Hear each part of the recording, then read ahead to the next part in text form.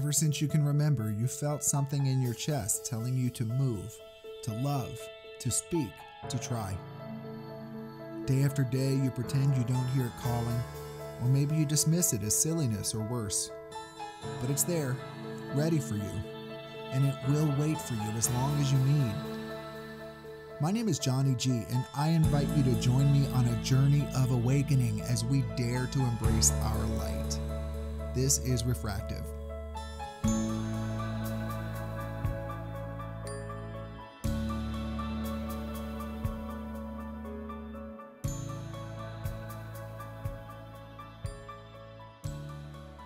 Hello, everyone, and welcome to another episode of Refractive. I'm so glad you're here.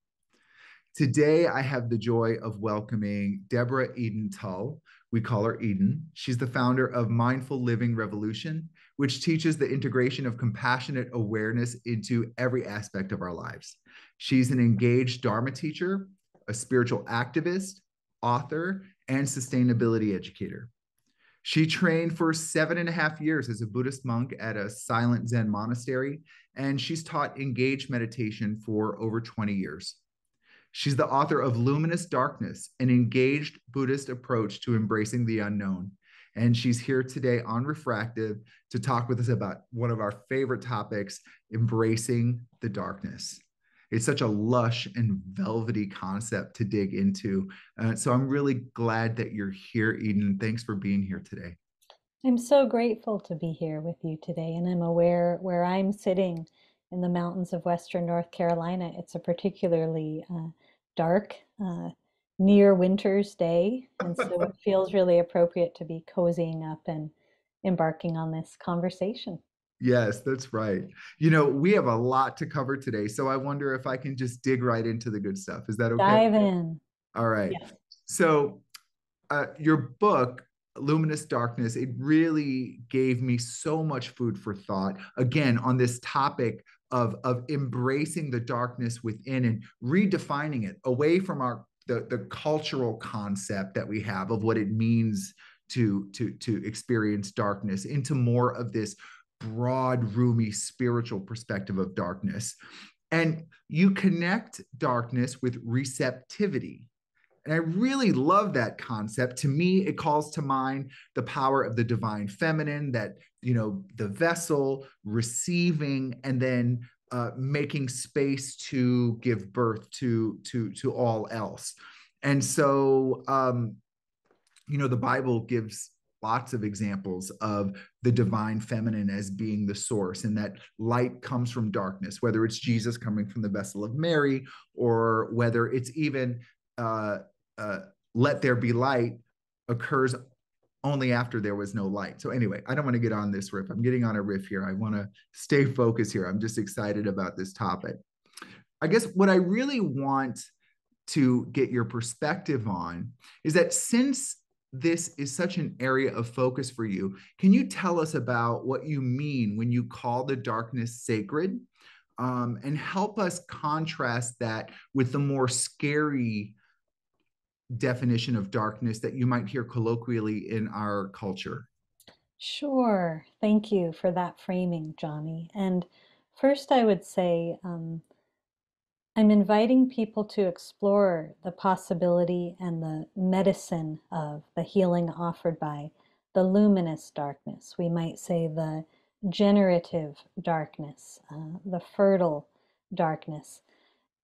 Let's visit first what darkness actually is in nature and consciousness. Think of physical darkness, the restorative darkness of the night. Think of the yin, receptive, still, slow, regenerative aspect or element of nature and consciousness, as opposed to bright lights, speed, attainment mind in spiritual practice, getting somewhere, the familiarity of who we know ourselves to be in daylight and how we tend to look out. One of my teachers calls this wake centricity, that alongside egocentricity and anthropocentricity, we have a kind of wake centricity where we're so focused on the idea that what we see is real. and that we don't question and look beyond just the comfortable, familiar domain of everyday human life. You with me so far? Yes, And absolutely. so, to go a little deeper, in the natural world, we could look at so many examples of this regenerative darkness, from the dark soil where we plant seeds that generate incredible abundance, the embryo resting in the womb, and that period of 9 months of pure rest in the dark, and what actually happens as this incredibly intelligent, amazing being body forms in the womb. We could look at the caterpillar and the cocoon. And so darkness as both the field of the unknown rather than what's familiar and comfortable to us and intellectually known, and also darkness as this field, we might say, for restoration, healing, transformation. And the reason this is very significant right now is that just physically on our planet, we have really shifted our relationship to darkness as human beings, and we're experiencing the overlighting of planet Earth physically, so that I think it's 70% of the globe and 90% of the US and Europe are overlit by artificial lights at night. And I find that an important metaphor, because there's also been in the dominant paradigm a huge shift from our past to speeding up, to the impact of capitalism and colonialism and this frame of kind of colonizing life rather than being with the mystery. Just so you know, Johnny, there's a lot I could say in response to your question, but I want to just frame it by giving the listeners some different ways to think of and consider darkness in nature and consciousness. Yeah. Um, as different from the sort of yang, active, expressive qualities of light. Yeah. You with me so far? Yes. Yeah, yeah. You know, even when we think of physical light, it's always held by the darkness. I mean, when you zoom in, what is there in between the waves or the particles, however you're observing light? It's the space between the particles, and that is the darkness, right? The darkness is the holder of all. And Yes. and it's the source of all. It's the vessel of all. All light arises from darkness. All insight, all creativity, all vision, all possibility.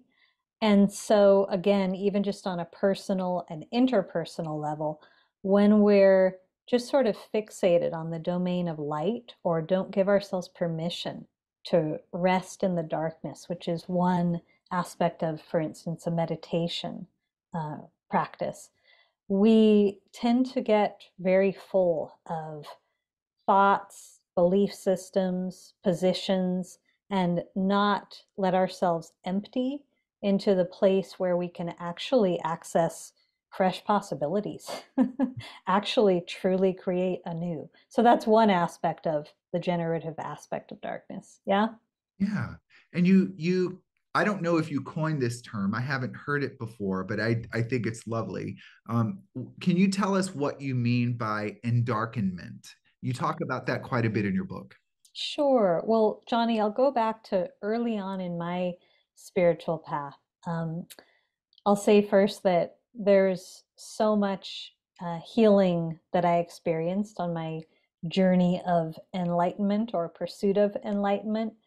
And at the same time, the deeper I went, I did notice the human tendency. In Zen, we study the self first. And so I could take ownership for this, but my own tendency to want to get somewhere, to want to attain something, like enlightenment was something to attain, to want to fix and solve and improve myself, really to want to transcend.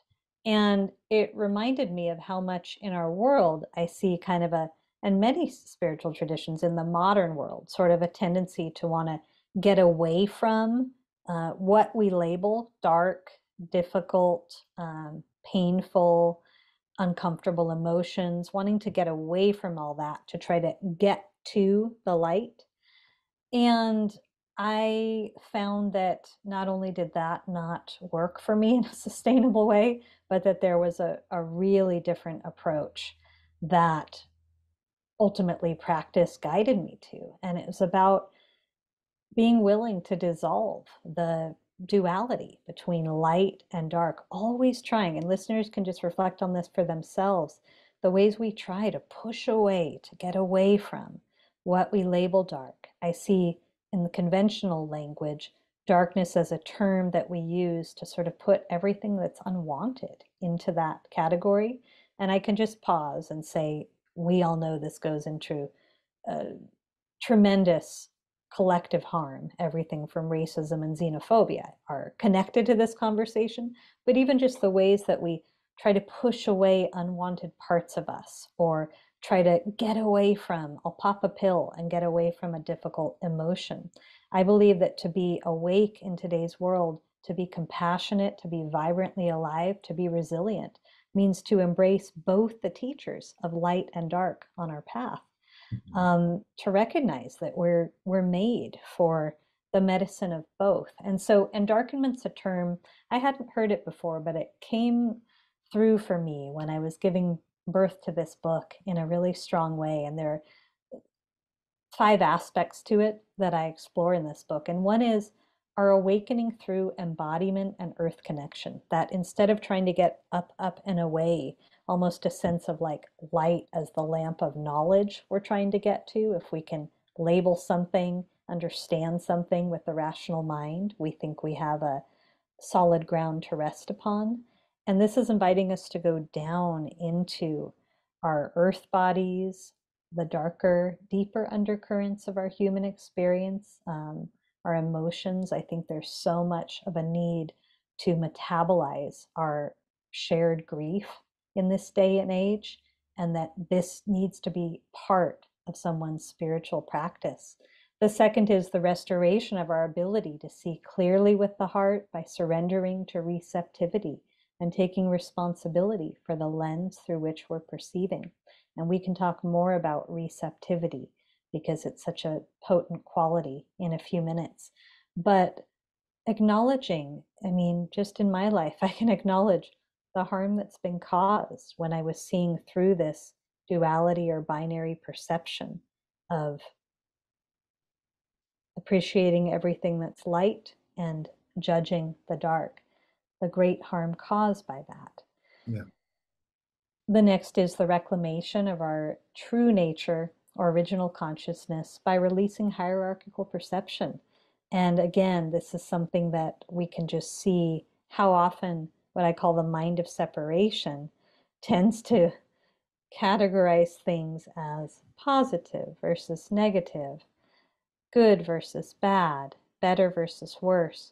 Many people don't question this kind of mind activity, but there's great freedom for each and every one of us in investigating it and considering releasing it. In Zen, we talk about, and I'll quote for a moment Eihei Dogen, who was the founder of Soto Zen, original consciousness, our direct experience in the moment, our naked experience in the moment.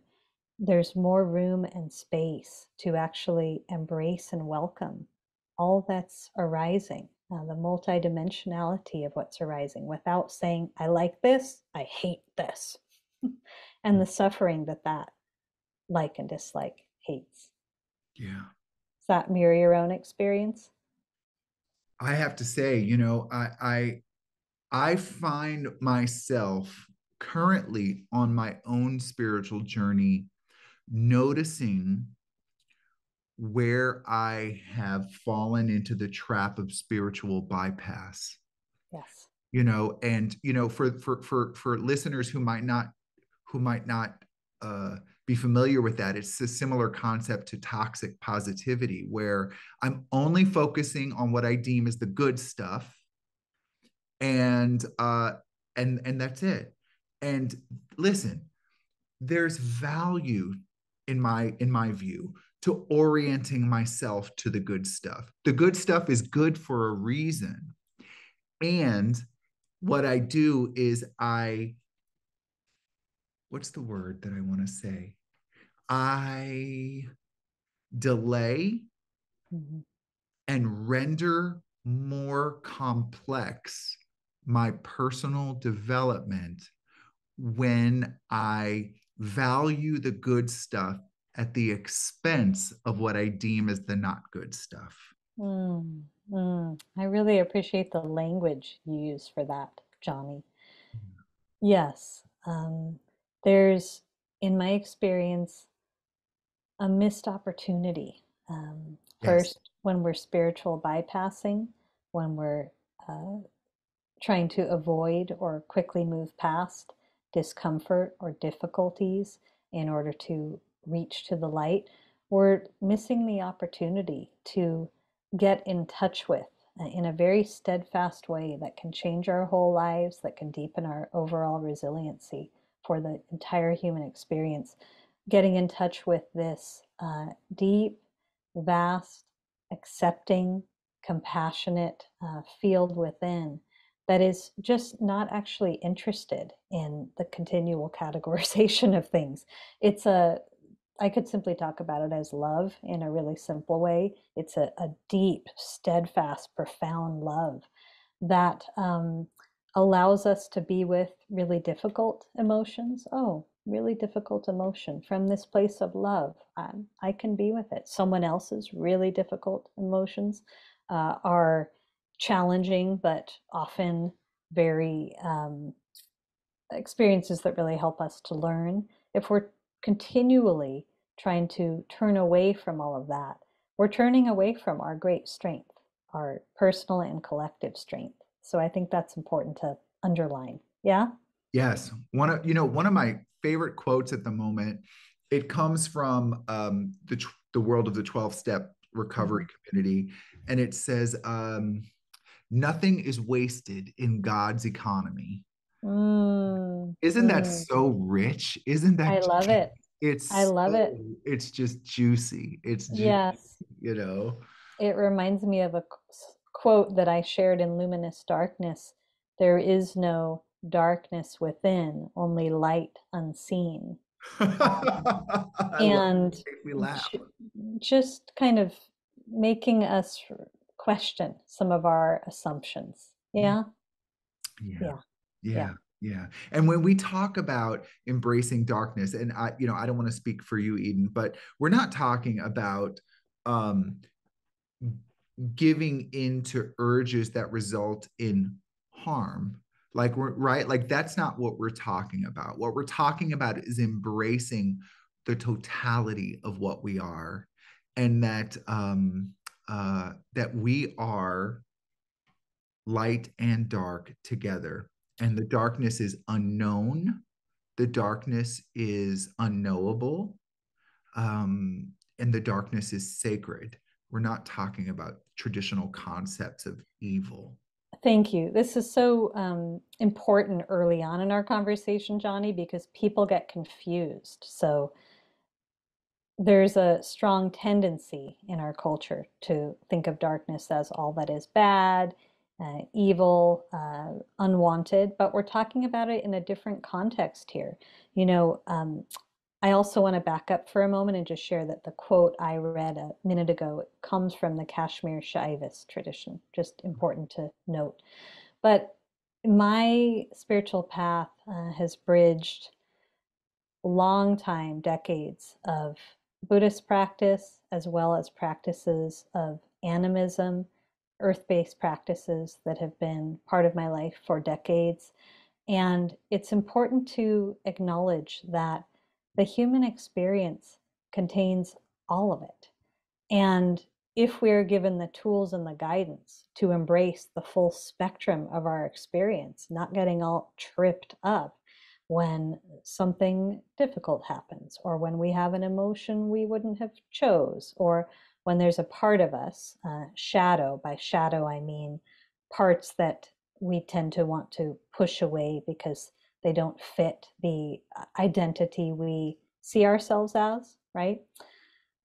The human experience, life, contains the full spectrum. So why not make our peace with the beauty of the full spectrum. It's like someone just saying, my preference is summer. I can be happy. I can be comfortable in the summertime. It's warm. We're active. We're going at a fast pace. Things are light.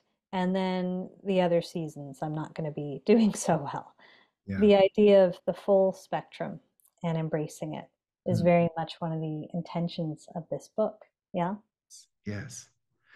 I want to move us to your discussion around fierce compassion. Mm-hmm. Would it be okay if I read a quote from your book? Yes. Okay. So you say, fierce compassion is the mother of endarkenment. It is the courage that expresses our willingness to stay present in the dark and to let the darkness open our heart's perception. In the words of Carl Jung, one does not become enlightened by imagining figures of light, but by making the darkness conscious. I love that. I love that. Powerful quote, isn't it? Yes, can you Mhm. walk us through? Tell me about what you mean by fierce compassion and relating this to the journey of embracing the darkness. Sure. Well, first I'll share one way we can talk about fierce compassion is that for most of us, it's easy enough to access the invitation of gentle compassion. I use the metaphor of a soft, open, receptive hand. Um, and yet, on the other side, on my path, is what we speak of in Buddhism as Manjushri sword, which cuts through delusion. The gentle and the fierce compassion both are needed.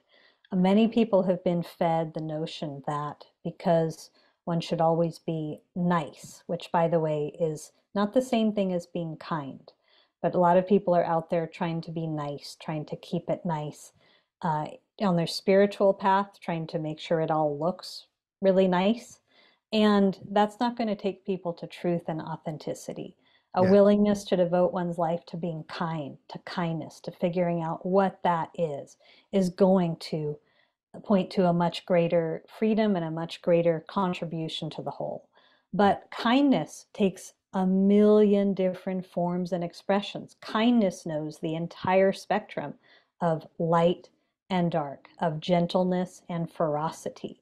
yeah, So, for instance, from gentle compassion, I might, just paying attention moment by moment, be able to listen deeply and be with parts of myself that are struggling or others who are struggling, and without doing much at all, just being a receptive, spacious presence. I talk about it as relational presence, just by offering that. There's a healing that occurs, okay, yes, that's expressed. On the other hand, there are times when each and every one of us needs to go deeper and access fierce compassion. This could be the fierce compassion required to speak up on a truth on behalf of the collective, to belong ourselves more fully to a situation we're in where something needs to be voiced that might be uncomfortable, but voiced and expressed with kindness, with love, to literally go down into our psyche and say to a part of us that we've pushed away a long time, I'm willing to befriend you now. I'm willing to take a look with clearer eyes, even though I've pushed you away for so long, and say, what is actually happening here? Tell me about your suffering. Why are you acting out in a certain way that's made me judge you for so long? I'm talking about a quality of kindness that befriends the full spectrum and mhm, that leaves no part out. And so, if we want to cultivate that, we have to work at times with gentle compassion and know when that's what the moment calls for. Again, it could be as simple as just being with someone in a moment of need as a compassionate witness, and times when fierce compassion is required. And as a meditation teacher, I'll share that I believe fierce compassion is required even just to maintain a sustainable uh, long-term practice, yeah, because there are times when we just don't want to show up. So fierce compassion says, I hear you, you don't want to show up, but I love you and we're showing up no matter what. You Yeah. can tell by the tone in my voice, there's something strong and loving about that quality. And so back to the quote by Carl Jung, really acknowledging that if we're just kind of sitting back, imagining figures of light, and again, trying to transcend our experience, that's very different than, hey, let's provide you with the tools to go down and into your experience and know that you have what it takes to meet each moment, the full spectrum of the human experience, with love. Yeah. That's very different thing. And I've been through a lot in this lifetime. That's the practice, the path that has been transformative for me and allowed everything that's occurred in my life to be a teacher of this kind of love I'm talking about. Yes. Oh, I'm right with you there because in my experience, I can't show myself true kindness that is not also kind to you, and vice versa. Thank you. You know, Yes. so if I feel led to leave our marriage and am therefore being kind to myself by honoring that this is the situation I'm in, that is kind to you as well. Because not to Yes. do so would be dishonest to you. It would be misleading you, right? So, like, Yes. there is no true kindness that results in a loser. You got it. And even on a just more subtle day-to-day level, how often people have the opportunity in the relational field, in conversations, for instance, um, to set kind boundaries, to set conscious, compassionate boundaries, to notice when boundaries are needed.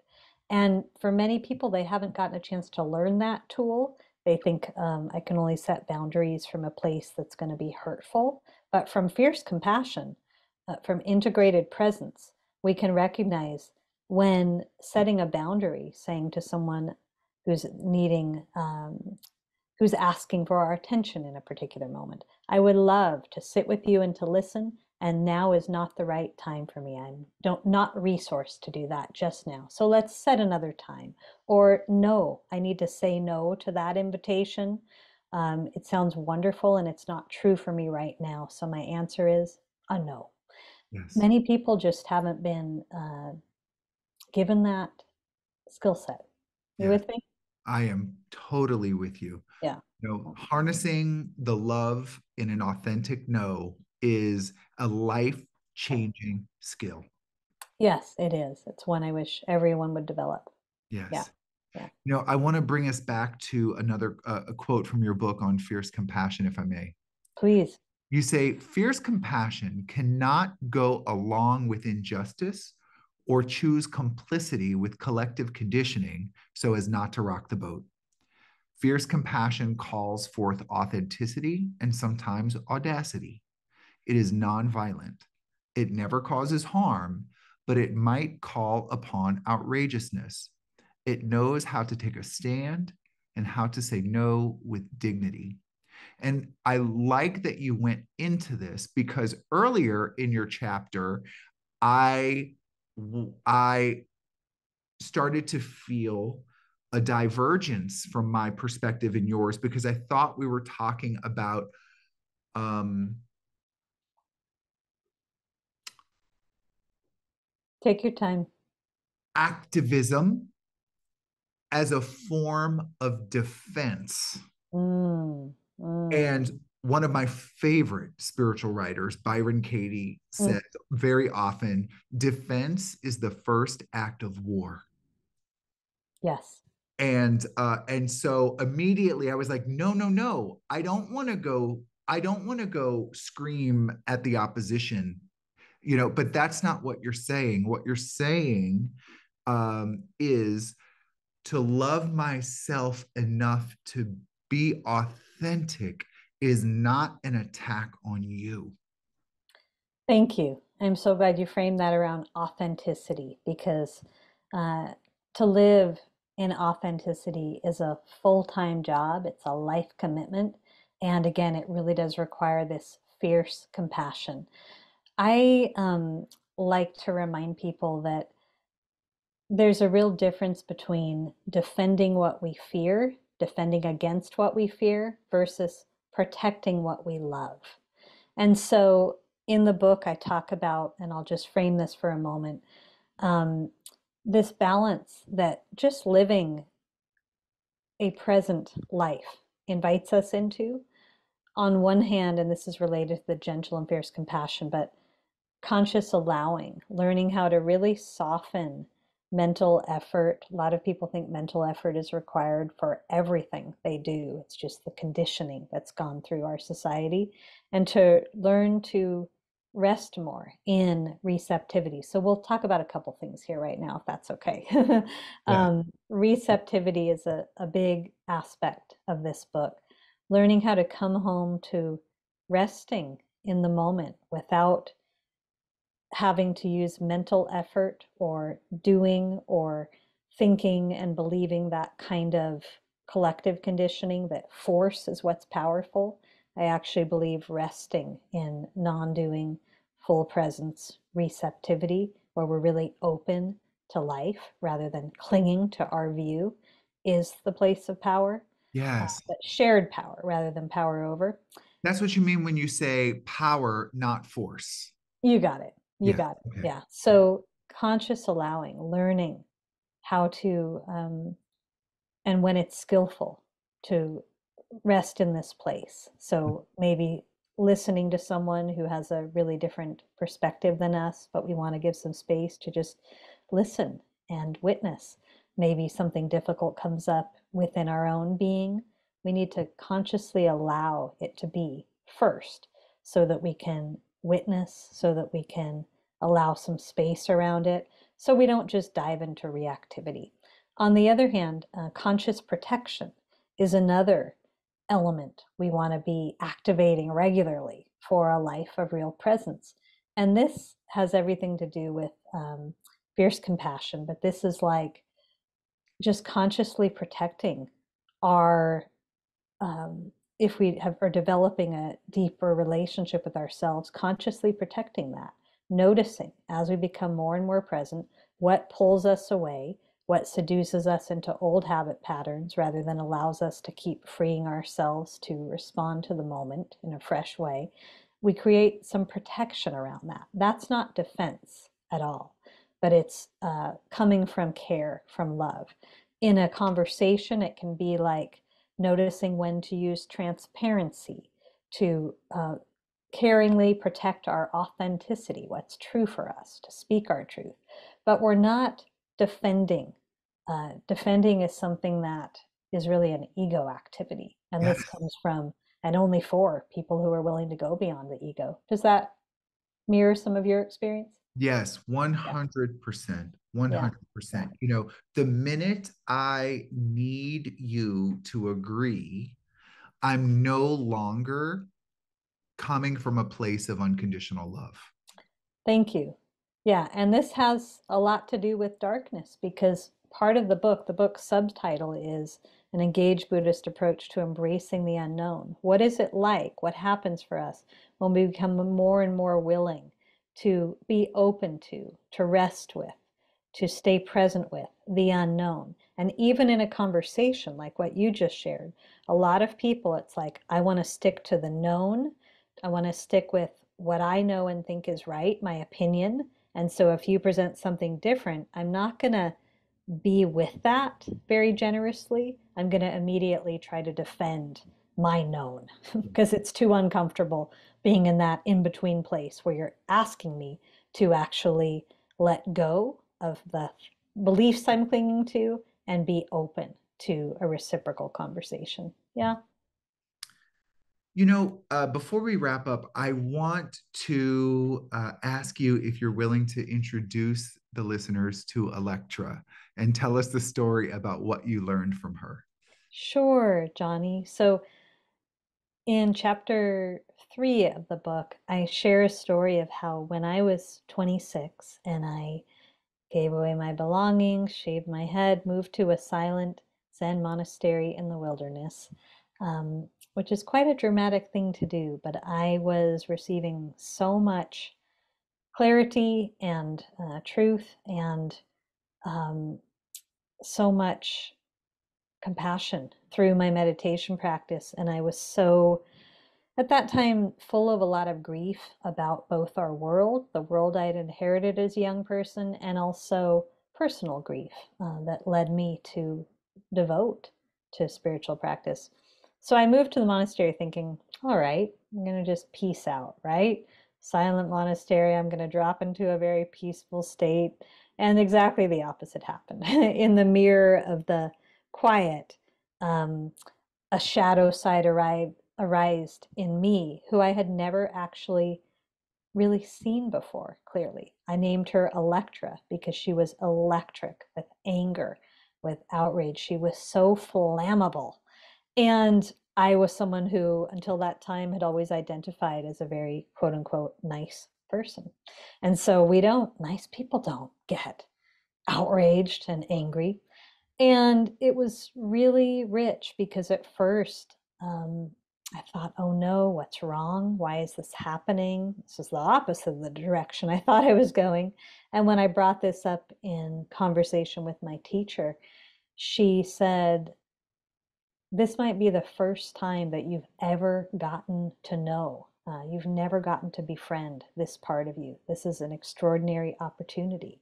This part of you is needing your attention and awareness, is needing your friendship, is needing you with fresh eyes to spend time with her and actually find out what this angry energy is, what this fire is. And so I would spend time digging in the garden with Electra. I would go on walks with her. I began to say, as we can learn to do with every single aspect of ourselves, I'm willing to let go of my notions about you and actually get to know you, actually begin to befriend you. And the process was extraordinarily healing and transformative. And more importantly, it was completely life affirming because she was full of energy. She's full of life force. She also had a lot to tell me about the anger, both ancestral, collective, and personal, that had fed, that I had pushed down for so long.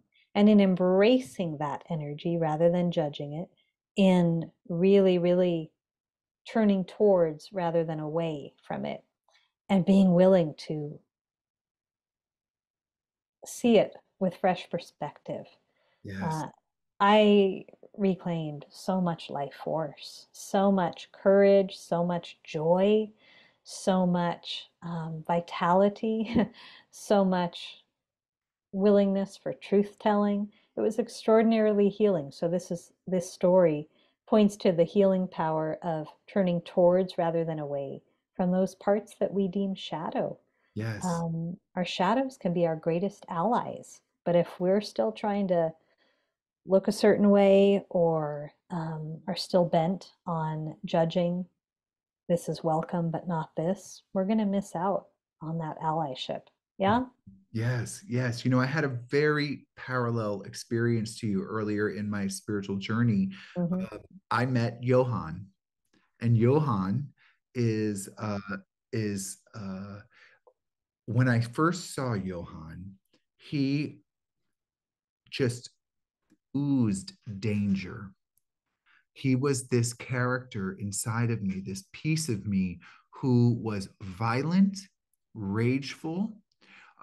He was I have a history with extreme obesity. He was extraordinarily obese, powerful. He smelled. He was filthy. Mm-hmm. And I actually saw him in like a turret, like in Mm-hmm. like a princess in a fairy tale locked in a tower. Like that's where I kept him without even knowing what I was doing because Mm-hmm. I saw him as so dangerous. And I just met him in a meditation one day and I was terrified of him. Mm-hmm. And over the course of the journey, eventually I went up to him and I said, I can't give you the reins. I can't let you control, but I can let you out. Mm, And mm, I knocked down the tower. There was yeah. just rubble everywhere. And I held Johann in my arms, and he didn't want Yes. to be held at first, Hmm. but I was so much stronger than he was that he was powerless to resist being held. And I just held him in stillness, in meditation, until he stopped moving. And I had to come to terms that by letting him out, that he might influence me in ways I wouldn't choose, I wouldn't prefer, but that I'm still, the power lies here. Yes. Yeah, Yes. yeah. Please, I would love to hear your perspective. Well, just beautiful story and rich story. And for anyone listening who's like, oh, so I got to befriend all the parts of me? Do I even have a bunch of parts? Yeah, you do. Start paying attention. It can be so easy to think there's just this fixed, solid I.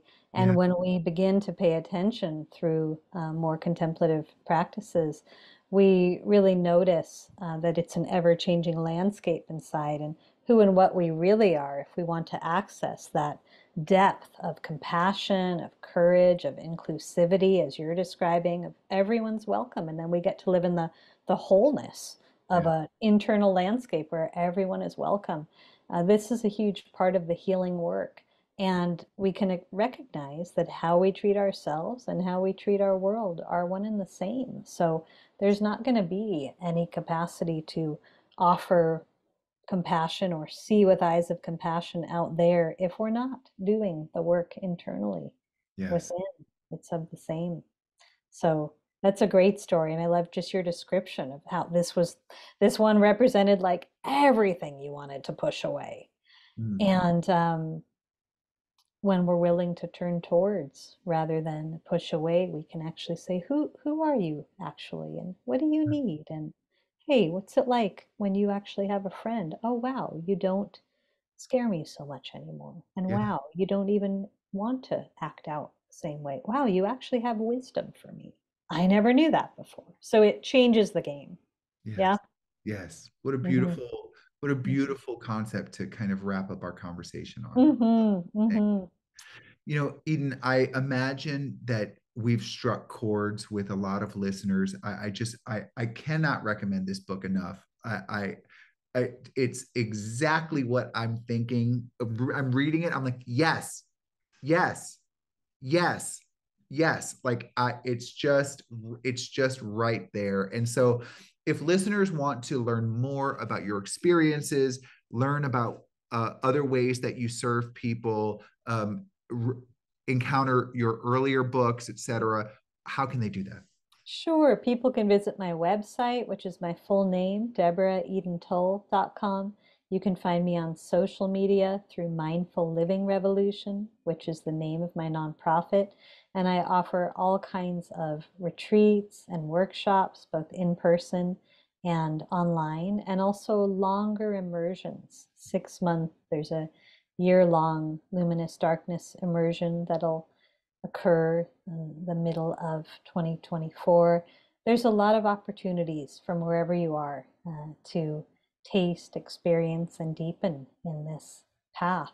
And I'll just say that I've so enjoyed our conversation, and it's my experience that many more people, including other writers and colleagues of mine, extraordinary books coming out about the darkness. And who would we be, folks, if we could let go of some of our obsession with this, hating the dark and overvaluing the light, and actually begin to welcome the full spectrum, go beyond duality. So there's so much possibility happening right now through Yes. the challenges we're facing. Yeah. Thank you for this conversation. Oh, it was lovely. And I really enjoyed it. Everyone, I am just delighted that you've tuned in to another episode of Refractive. This is Johnny G. And I want to show appreciation to Deborah Eden Tull. That's Deborah, Deborah Eden Tull. And as you go out in the world, folks, and you encounter everybody just doing the best they can, remember to aim your light and love your dark too. Take care. You've been listening to Refractive Podcast, and this is Johnny G. If you found today's content uplifting, if you think it might make somebody's day better, give it a share on social media, click like, subscribe. All those things help to expand this podcast's availability to new audiences. I'm a speaker, a coach, and a facilitator based out of Washington, D.C., but I travel a lot. If you think I can be of service to you or to your organization, help people get unstuck or move into their authentic power, shoot me an email. My email address is refractivepodcast@gmail.com. Take care. Thanks for listening, and aim your light.